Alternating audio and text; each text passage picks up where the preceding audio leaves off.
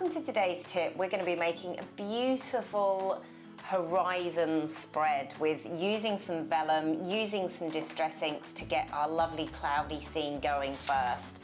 So what I'm going to do is just ink up a nice cloudy scene. Now the lovely thing about using distress inks when making a cloudy scene is that you can leave some white patches and they look really, really natural.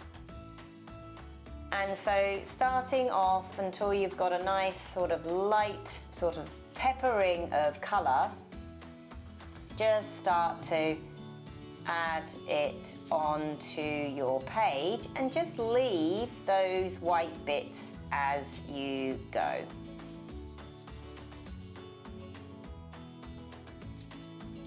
I'm mixing mine between Lucky Clover and Salty Ocean. I just want a combination of the two colours.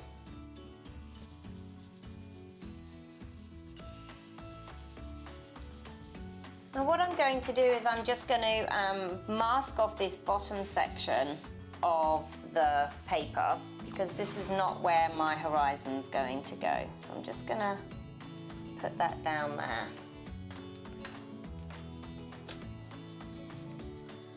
I've left it pretty rough. And I'm just going to add my lovely clouds in.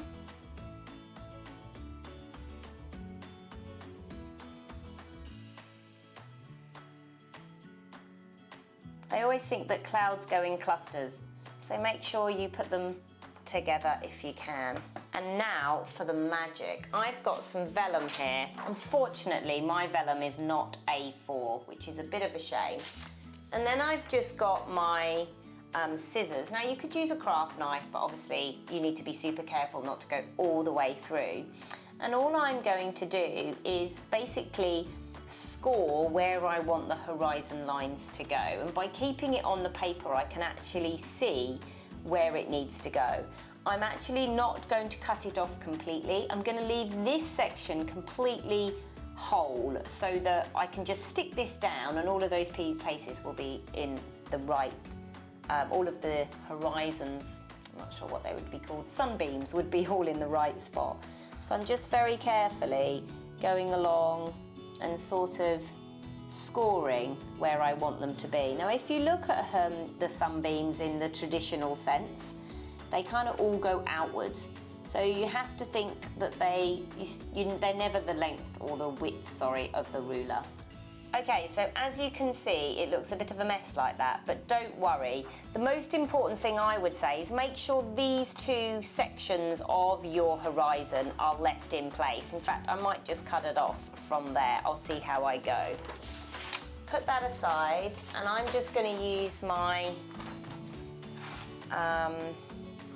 paper cutter here. Like I say, I'm going to leave the first one in place and not cut all the way to the bottom. So just remember that it's really important not to cut all the way to the bottom, otherwise it will make it a lot harder to position. And then what you have to do is you need to work out what bits need to go back and what bits stay forward. And you just basically first of all, start off by just folding them under. See, it's not overly symmetrical or anything like that, but you can certainly see where everything needs to go, and it just gives this lovely effect. I am just going to cut mine in a little bit there, and then I'm just going to cut them all off so it lays flat.